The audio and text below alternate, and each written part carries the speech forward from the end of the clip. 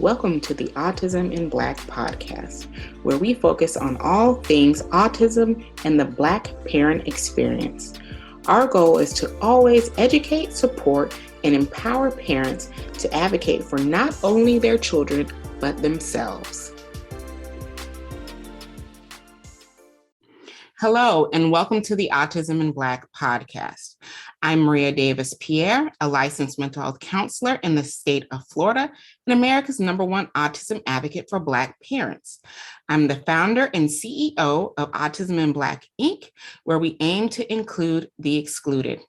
Today, we have Dr. Pierre, who is also my better half. He is a board-certified internal medicine physician, blogger, podcast host of the Lunch and Learn with Dr. Barry, and vlogger on his YouTube and Facebook channels. His main goal is to leverage his professional knowledge and expertise to improve the wellness and quality of life for people who want to live a healthier and longer life.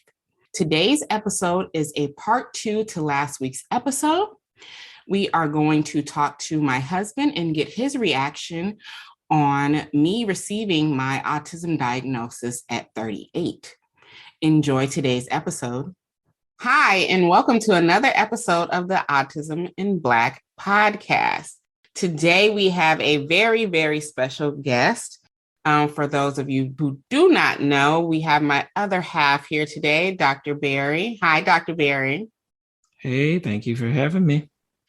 And today we are going to do a part 2 to me learning about my autism diagnosis. And this is from my spouse's perspective. So if you listen to part 1, you heard me talking about my reaction to getting my autism diagnosis, which was recent.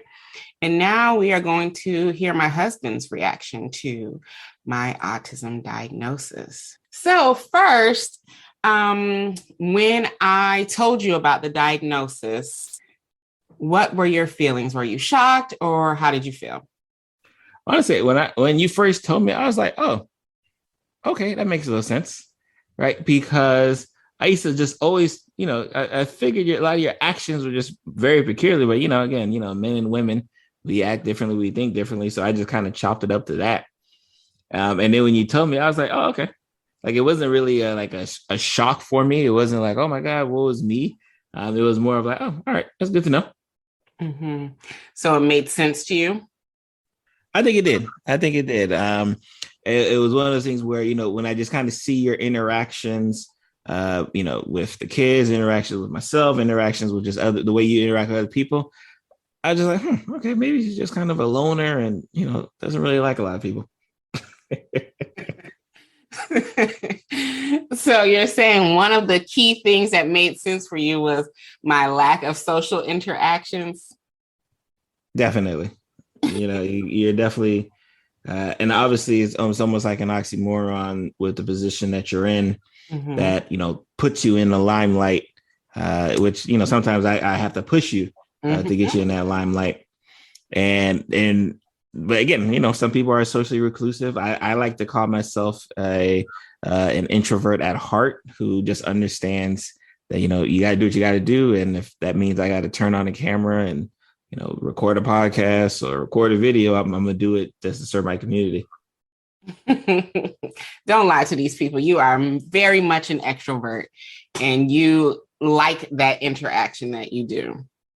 I don't want to say I like it. I do like, I love helping people and I know the joy that it brings. So, but again, if you told me if I had a choice, right, especially now at the time of recording, you give me the right video game, I'm locked in for 8 to 10 hours all day and I have no issues not going outside, not fraternizing with anything. That is true. I will give you that. So when you said peculiar, which, I'm sure you need a synonym for that. What kind of, characteristics makes more sense besides the lack of social interaction? No, I think that was a big one for me. Mm-hmm. Again, I know introverts, I know extroverts, and I was like, okay, maybe she's just kind of leaning on that. And, just when you got into situations, like it that almost kind of felt overwhelming. You were like, all right, like I'm out of here. Like, quickly kind of dispersing it. And even it's so funny, I always joke, the way you interact with our youngest daughter, Brooklyn. I'm like, why do they seem like they're bumping their heads, and they're like, it didn't make any sense to me, but I'm like, okay, whatever. Mother daughter. I don't get in that relationship. So it's just kind of the way I seen you interact and having these interpersonal relationships. Again, I just kind of chopped it up to you being you. And then when you say like, oh, the doc thinks I'm autistic, or he tested me and said I'm autistic as well, I'm like, oh, okay. Yes, our youngest is a very strong-willed child. She has amazing characteristics that are going to help her as an adult, but as a 6-year-old, they really take a lot of conscious parenting to get through. So what else, babe, did you notice? I think when we talk about, just not only the interactions and you kind of being lonesome to yourself, just kind of how you process, the events, how you process, how you're going to get work done, when you're going to do work. I always talk about, it's almost like this procrastinator's guilt, where you have something to do, but you just don't want to do it. You just can't get, the energy to do it until it actually needs to be done. And then you're all in. And I was like, well, like, if you needed to do that earlier, why don't you just do it now to try to, save yourself away from some of that early stress? But again, it's just one of those ways where I feel like if you're kind of locked in, that's just kind of the way you do it. And you've been so consistent, again, going on, 15 years now, 15 plus years now, in your stance, that I just kind of got used to it. And I think that was the good thing for me, that I just kind of got used to kind of the way you interacted, the way you acted, the way you kind of did your thing. And I just kind of molded around it. Yeah, I definitely think for outsiders looking in, they see us as two completely different types of people. You are very type A, and methodical in how you get things done. Now, while I have us organized and on a schedule, my executive functioning skills are just quite trash. So when you are saying, oh, we need to get this done, or I need to get this done, you're like, ABC, it's done. For me, it's like, oh my gosh, overwhelming to even think about step A, because I'm thinking about how many steps is it going to take me to complete to get to step C. Mm-hmm. And that's something that we have had to really have discussions on, because you're like, I just don't understand why you can't do it. And I'm explaining, that's not how my brain works. It's not how my brain works, because we knew I had ADHD. So I will say that we knew that wasn't new. So I initially, if you listen to part 1, I was initially going to the doctor to get on medication for my ADHD, because my husband was like, okay, yeah, you really got to go and get some medication. You need some added help in there. Mm-hmm. And then we love it. We love the added help. I tell people all the time. I tell my patients all the time. We do not run away when there is medical advances out there that can help us. Exactly, and I think with the start of COVID, it was extremely hard for me to regulate myself. It was increasingly hard during the pandemic to really self-regulate my emotions.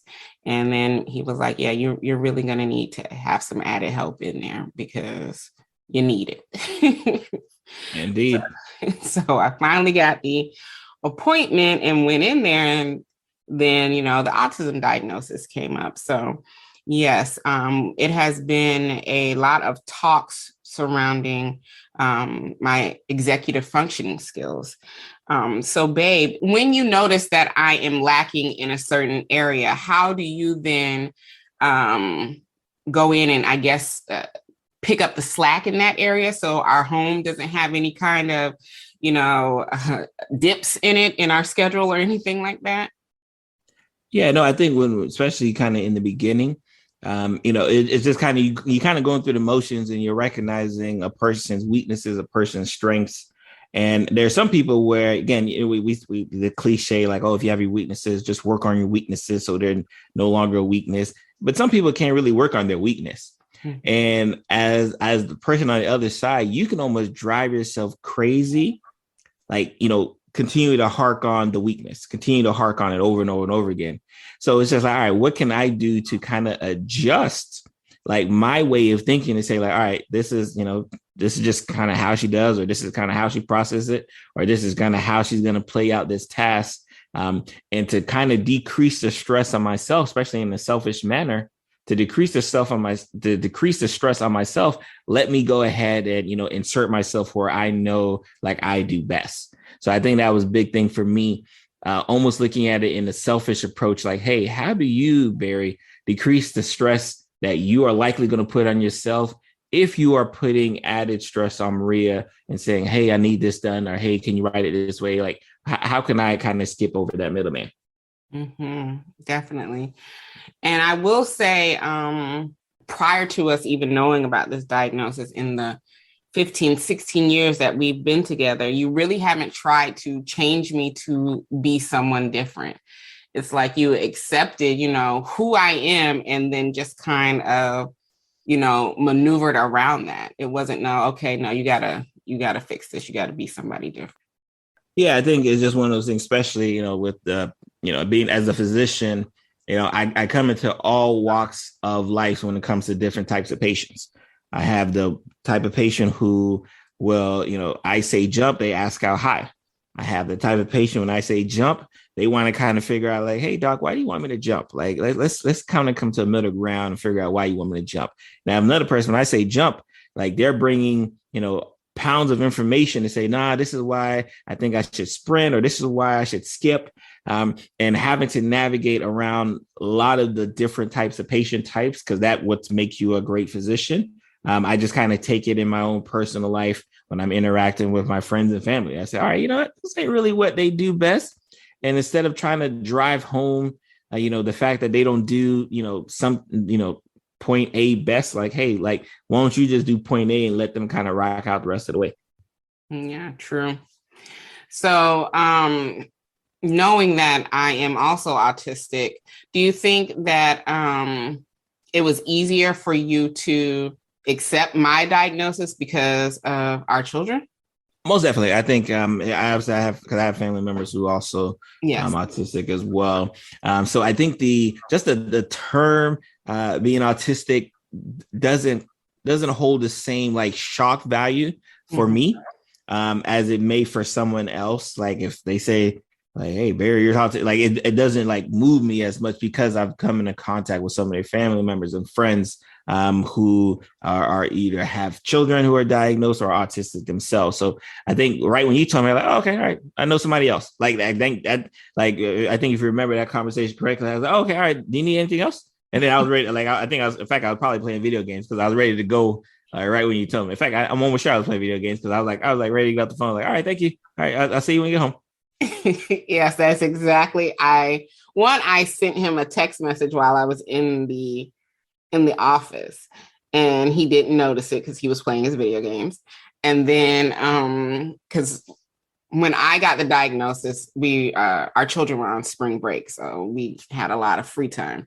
And then when I got out of the office, I called him and he was just very nonchalant about it. I don't know what I was expecting. I definitely wasn't expecting like you to be like, oh my God, it's so shocking. But you were just very like, all right, okay, see you when you get home. And that was it. Yeah, that was for me. I was like, okay, all right. Nice, especially because obviously I'm talking to the CEO of Autism Black. So if anyone knows how to, navigate, with a diagnosis like autism, like it's probably going to be the CEO of Autism Black. So that's like, all right, she can kind of, that's one of those things where, again, there's no point to stress myself. Like this is your wheelbarrow. This is your expertise. You knock it out all day, every day with adults and children across the world. So you're just going to knock it out with yourself. True. Thank you, baby. So what does it mean now that I have this diagnosis that your wife is autistic? To me, nothing really. I think I'm gonna, again, it's more of a, okay, all right. Now I can say, oh, maybe this is the autism like playing a factor, right? Like, and that's why she had. And so again, I just always used to think like, all right, maybe this is just kind of how she acts. And now I have a label, right, to say like, okay, this is why she acts the way she acts. But for me, it doesn't really change anything because I was kind of already operating up and around, the way you kind of presented yourself, the way you kind of interacted, and the way you kind of did your things anyway. I think that's how you get to year 14, 15, being able to move around pretty good. True. And now that, it's kind of out there for everybody to know now, how do you think family members are going to react, and how are you going to navigate that? I think my family member is really not going to shake one way or the other. And again, it's obvious because we do have family members who are autistic. I think for them, they're like, oh, okay, all right, that's good to know. And it's so funny. It almost will be like a circling back, like, wow, like what are the odds a person stacks out and says, you know what, my daughter has been diagnosed with autism, and you know what, there's no help, there's no support. I'm going to put myself out there, even though I really don't want to. I'm going to put myself out there to like champion a cause that like no one's championed. And then like the irony to find out like, oh, wow, the person who's actually doing it also happens to be autistic as well. Like it's just one of those things like, oh, right. Like if you couldn't almost make the perfect LinkedIn, resume. It's just like everything just kind of aligned for you. True. I have to agree because I don't think people truly understand how hard it is for me to be in the spotlight. Like, I tell you all the time, I just want to do the work. I don't want to be the face. And you're like, no, you can't do that. You have to tell, your portion of the story. You have to get the information out there. You have to do it. And usually I hate public speaking, but when it comes to, anything, the Black side of autism, it was just extremely easy for me to do that. So that's why I don't really get that same kind of feeling when talking about this topic. But Barry has had a lot of, being my number one coach in the corner of, okay, you could do this, you got this, do what you do. Even though I'm like, I don't want to. Exactly. Yeah, no, again, it's just one of those things where like, I know things that you're just not going to do. And it's just a waste of time to try to, maneuver you in that direction. And I know things that like, if you get some good encouragement, you'll rock out. Right. And it's just one of those things where, and again, it may be the autism speaking, right? Because a lot of it is just the thought of doing the things that causes the sheer amount of stress. Mm-hmm. Because when you're actually doing the things that you thought was going to cause you a lot of stress, you're not stressed at all. But it's just the immense thought process of thinking about having to do the things that like sometimes drives you crazy. Yes, exactly. Because once I actually do the task, I'm like, oh, this wasn't that bad. I should actually have done this sooner. Mm-hmm. But then it's just like a cycle and it happens all over again. Yep. So any other thoughts, any encouraging words for, people who are in relationships whose one of their partners is just finding out that they are autistic? I think first and foremost, you happen to be in a position where you had the ability or the wherewithal to go looking. I think a lot of times, we may be dealing with people who may act a certain way, act out a certain way, process things a certain way, and we just kind of label them something because we don't know what it is. We just say like, all right, that's a loner, that's this, that's that. So I think first and foremost, and we've talked like just trying to find out a diagnosis, because again, I think the focus is so much on the children and making sure, you recognize the signs and symptoms in children, but we don't really talk about what about when they're adults? Like, is there some signs and symptoms from an adult perspective that we should be looking for? So I think that, look, just being on the eye and keeping your eyes open for certain characteristics that may have you thinking like, you know what, let me just get evaluated just to see maybe this is why I'm acting the way I'm acting. Because I think once you understand like, oh, like, oh, this is it. Like, that's the reason why. Then it make, again, like, for example, I'll talk medical. If a patient has diabetes, but they don't realize they have diabetes, but they just know, wow, I go to the bathroom a lot. Like, I'm always going to the bathroom, or I'm losing a lot of weight, even though I'm eating like crazy, and they just don't know. And all these things, they kind of rationalize their actions until someone says, oh, hey, by the way, you're diabetic. And then it's like, oh, that's why I'm going to the bathroom a lot. That's why I'm eating a lot and still losing weight. All of a sudden it makes sense because now they have that label there. So I think if you're dealing with, especially if you happen to know that they're diagnosed with it, you have to be very understanding. But if you're just concerned that, like, you know what, they just don't process things, or they're just not acting like you would expect them to act, it is something to look forward to, something to look up and see, maybe this may be a diagnosis that I'm dealing with. True.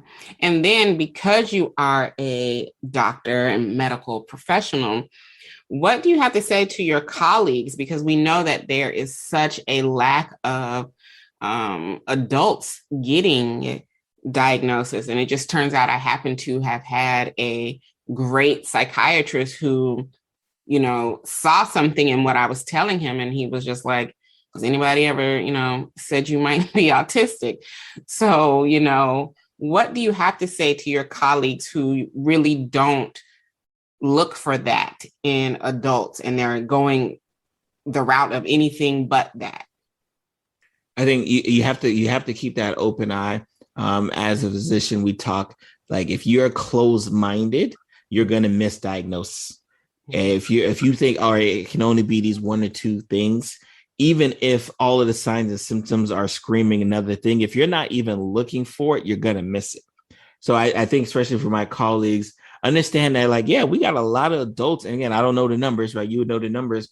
But we have a lot of adults out here who are probably walking around with kind of, similar characteristics that, they may be autistic. And unfortunately, there wasn't an autism in Black when they were a kid, right? So they don't know that, the signs and symptoms that they had as a child and the way they interacted when they were in high school and middle school and even elementary, the way they interacted, kind of screamed autism. But because, there wasn't an autism in Black there, they didn't know.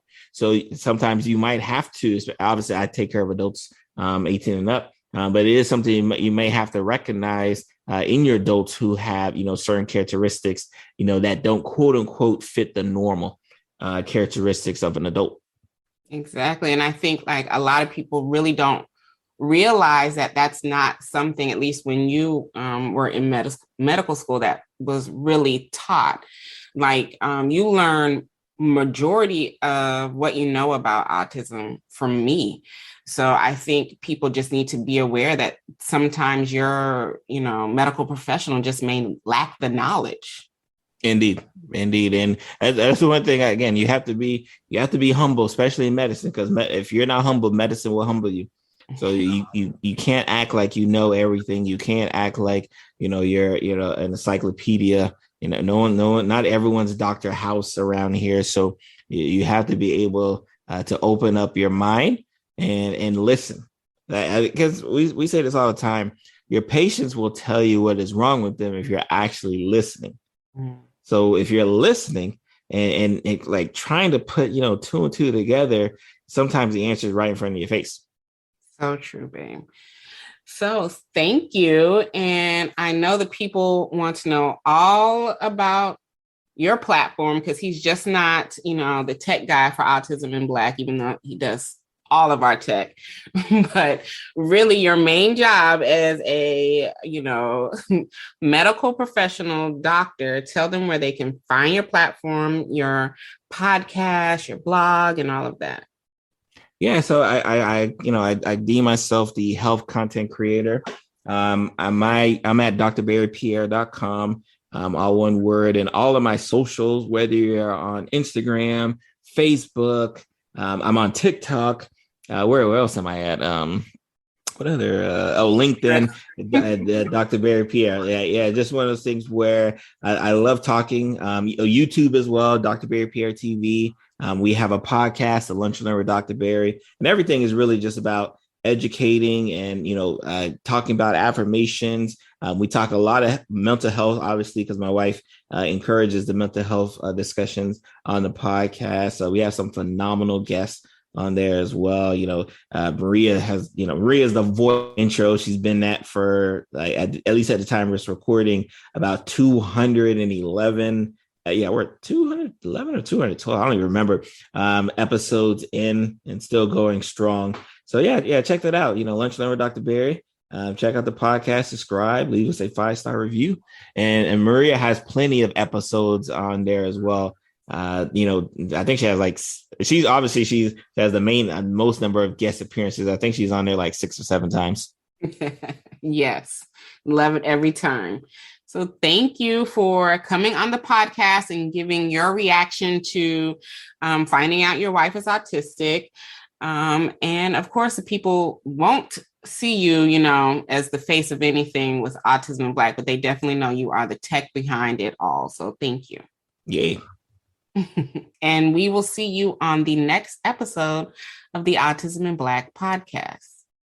If you haven't done so, make sure to subscribe to our podcast so you can always be notified when a new episode drops. To get the resources shared on today's podcast and the show notes, make sure to go to autisminblack.org/podcast. And be sure to share your takeaways from the show on IG Stories and Twitter using our official hashtag AIBpod so that we can find them and share them. And if you want to continue the conversation from today's episode, make sure to join our Autism in Black podcast Facebook community. And please make sure to answer the questions to gain entry. Thank you for listening and joining me this week. Have a good one.